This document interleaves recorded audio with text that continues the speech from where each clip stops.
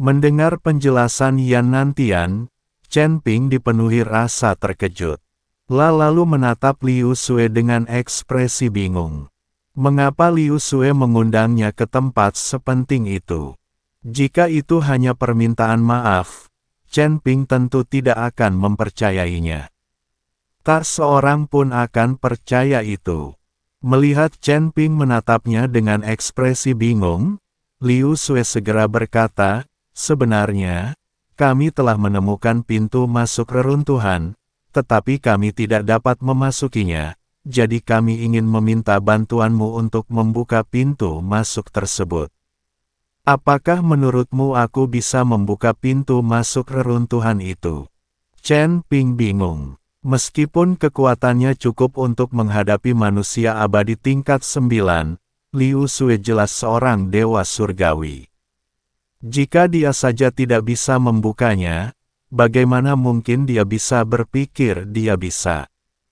Jika Anda tidak bisa membukanya, ahli di belakang Anda pasti bisa. Liu Sue berkata sambil tersenyum. Chen Ping tertegun, menatap tajam ke arah Liu Sue, "Bagaimana kau tahu aku punya pendukung kuat?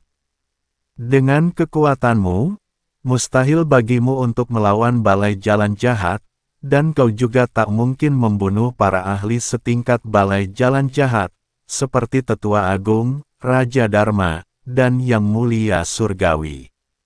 Selain fakta bahwa kamu memiliki pendukung yang kuat, aku tidak bisa memikirkan kemungkinan lain." Liu Sue mengatakan yang sebenarnya. Setelah mendengar penjelasan Liu Sue, Yan Nantian benar-benar terkesan.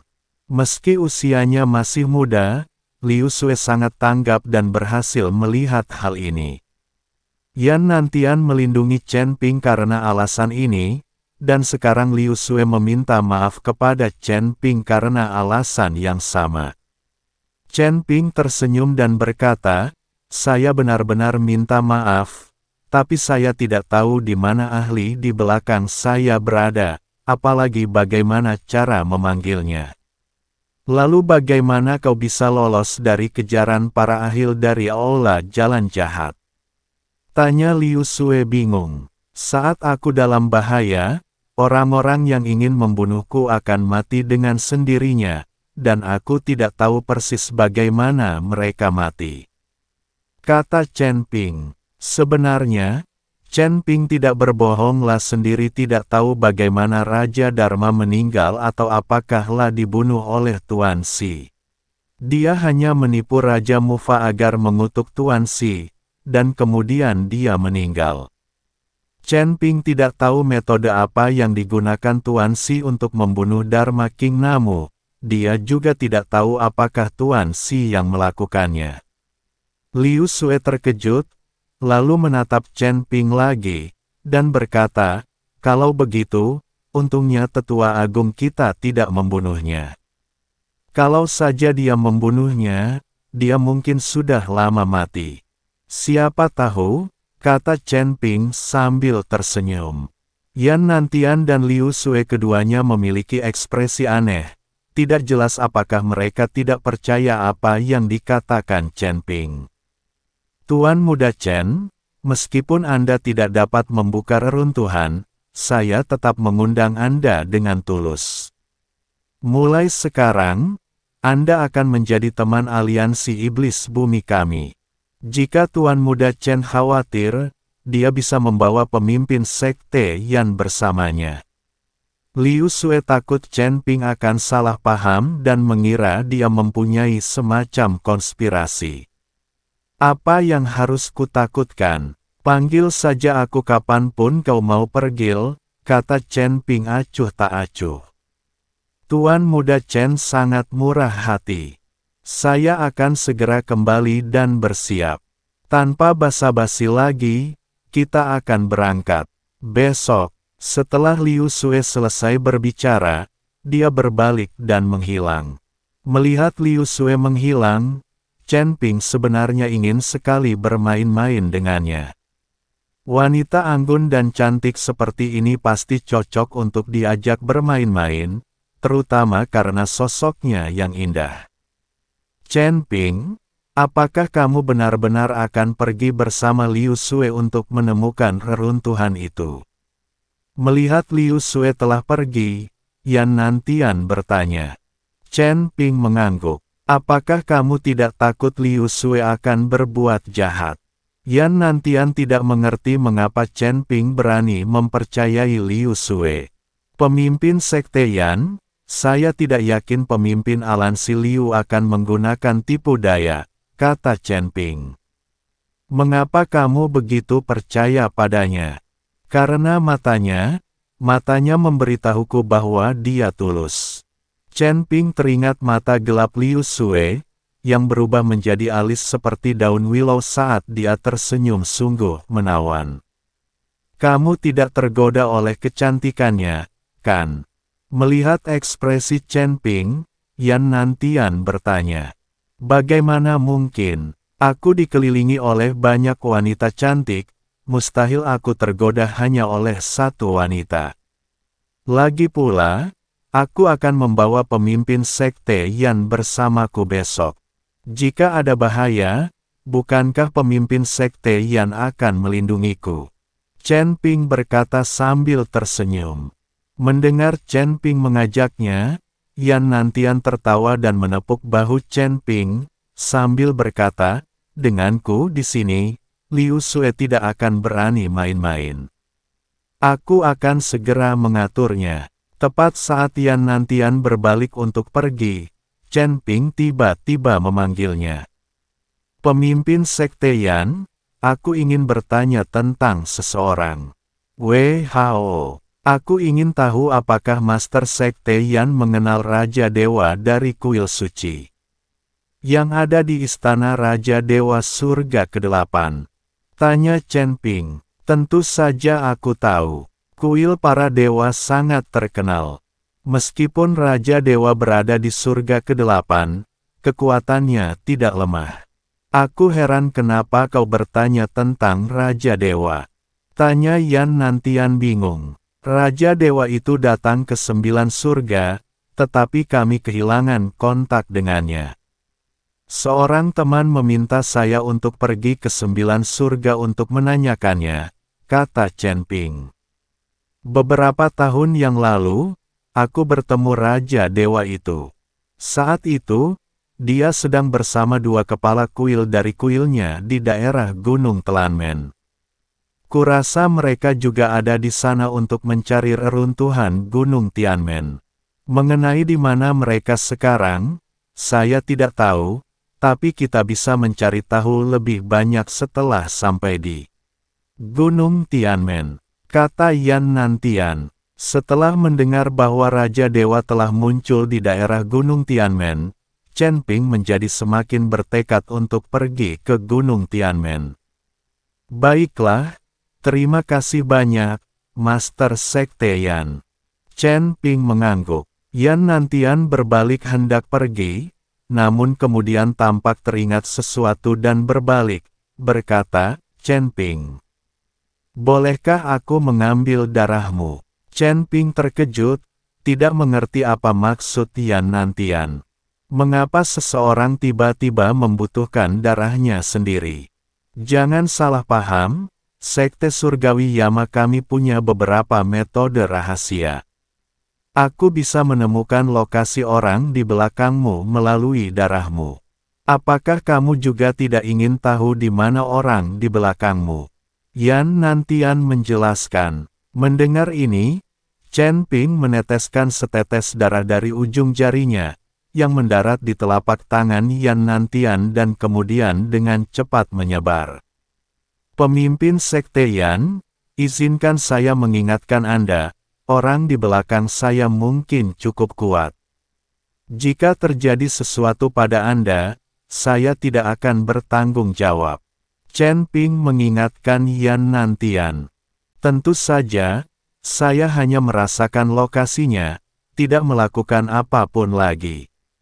Apa yang mungkin terjadi? Setelah Yan Nantian selesai berbicara, dia menutup matanya sedikit, dan darah di telapak tangannya berubah menjadi gumpalan kabut merah yang mulai menghilang.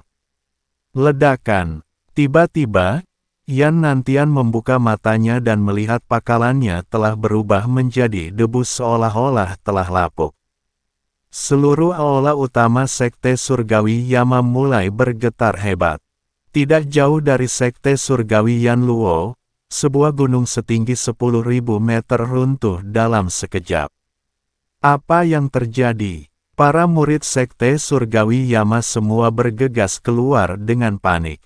Ketika mereka melihat penampilan Yan Nantian yang bersinar, mereka semua terkejut.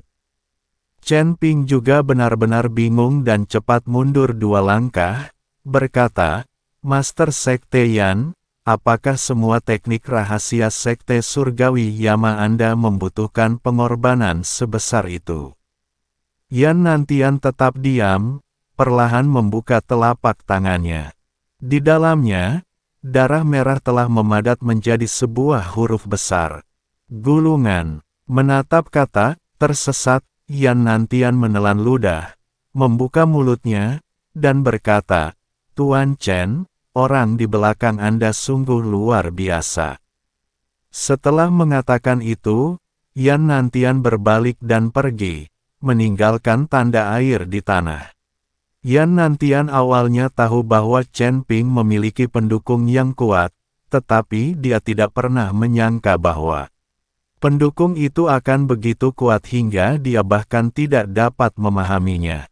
Dia hanya mencoba menyelidiki lokasi pihak lain, dan hasilnya hampir menyebabkan pemusnahan seluruh sektenya. Jika pihak lain tidak menahan diri, Sekte Surgawi Yanluo pasti sudah musnah sejak lama. Chen Ping melirik ke bawah dan melihat Yan Nantian telah mengompol karena takut. "Tuan Shell, apa sebenarnya identitas Anda, dan apa kekuatan Anda sebenarnya?" Menatap kehampaan, Chen Ping pun dipenuhi kebingungan. Sepanjang perjalanan Tuan Si, Chen Ping tidak pernah melihatnya takut pada siapapun. Satu-satunya pertempuran besar adalah ketika dia mengikuti Wen Haotian. Akan tetapi, saat Tuan Si dan Wen Haotian bertemu lagi di alam surgawi, Wen Haotian begitu ketakutan hingga berbalik dan melarikan diri. Keesokan paginya, Liu Sue tiba di Sekte Surgawi Yanluo sendirian, mungkin karena dia takut Chen Ping akan salah paham. Setelah merapikan, Chen Ping mengikuti Liu Sue dan meninggalkan Sekte Surgawi Yanluo. Karena penyelidikannya terhadap orang di belakang Chen Ping kemarin, jiwa Yan Nantian agak tidak stabil, jadi dia tidak dapat bepergian bersama mereka. "Saya begitu takut sampai hampir kehilangan akal, saya perlu istirahat dan memulihkan diri dengan benar." Sepanjang perjalanan, Chen Ping dan Liu Sue tetap berhati-hati. Di sekitar reruntuhan Gunung Tianmen, para petani berkumpul berbondong-bondong, dan berbagai kekuatan diam-diam memata-matal, mencoba menemukan pintu masuk misterius ke reruntuhan tersebut. Chen Ping dan Liu Sue tahu bahwa begitu berita tentang pintu masuk reruntuhan itu bocor, hal itu akan menarik perhatian banyak orang yang tamak dan menimbulkan masalah yang tidak perlu. Gunung Tianmen, salah satu pegunungan terkenal di Jiuchongtian, menjulang tinggi di atas awan dan diselimuti kabut. Dari kejauhan, seluruh pegunungan itu menyerupai gerbang menuju surga ke-10, oleh karena itu dinamakan Gunung Tianmen, Gunung Gerbang Surgawi. Saat itu pagi-pagi sekali, dan matahari terbit memancarkan sinar keemasan ke puncak-puncak gunung, menambah kesan sakral pada pegunungan misterius ini. Namun, di balik pegunungan yang tampak tenang ini, tersembunyi mata-mata yang tamak yang tak terhitung jumlahnya. "Tuan Muda Chen, Gunung Tianmen ada di depan." Liu Sue berhenti dan menunjuk ke pegunungan megah di depan. Chen Ping melihat ke arah yang ditunjuk Liu Sue dan melihat pegunungan bergelombang yang diselimuti kabut. Benar.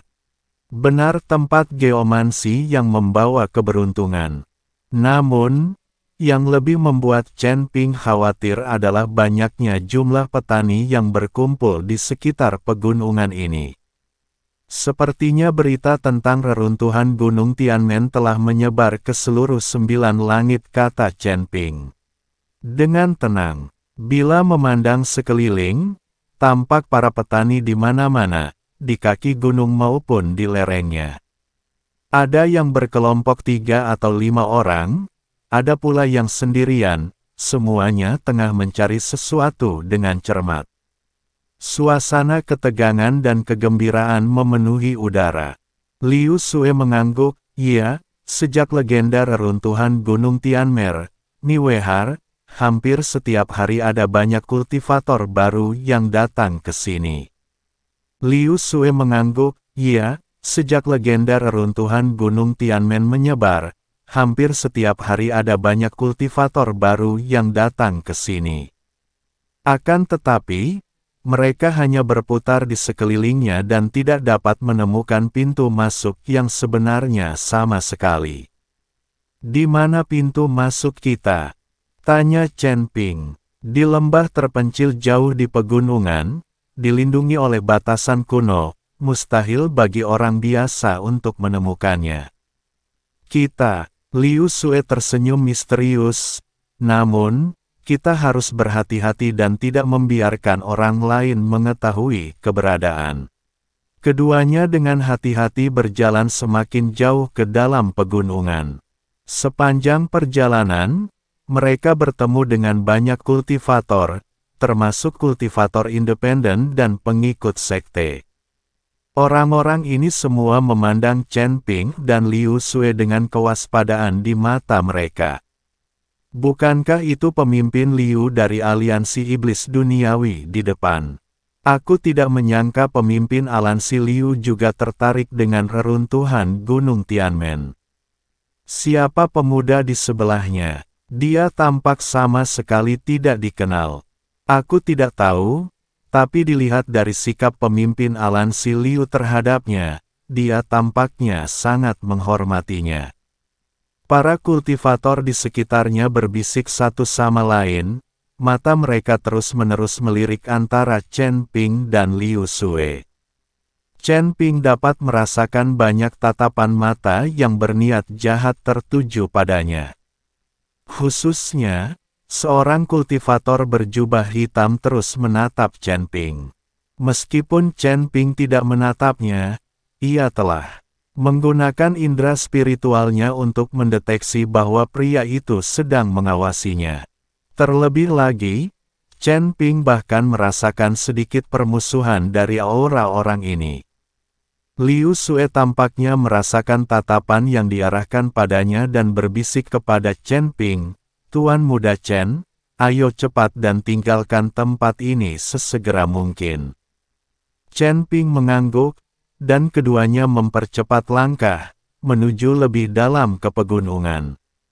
Setelah berjalan sekitar 1 jam, keduanya tiba di sebuah lembah yang relatif terpencil. Jumlah petani di sini jauh lebih sedikit, hanya segelintir yang mencari. "Tuan Muda Chen, mari kita beristirahat sejenak di sini dan mengumpulkan beberapa informasi," saran Liu Sue. Chen Ping punya niat ini, dia masih perlu mencari tahu keberadaan Raja Dewa. Keduanya menemukan sebuah gua terpencil, tempat Liu Sue memasang susunan peredam suara sederhana. "Pemimpin aliansi Liu, tolong tunggu aku di sini. Aku akan segera kembali," kata Chen Ping. "Tuan Muda Chen mau pergi kemana?" tanya Liu Sue dengan nada khawatir. "Saya akan mengumpulkan beberapa informasi. Saya akan segera kembali."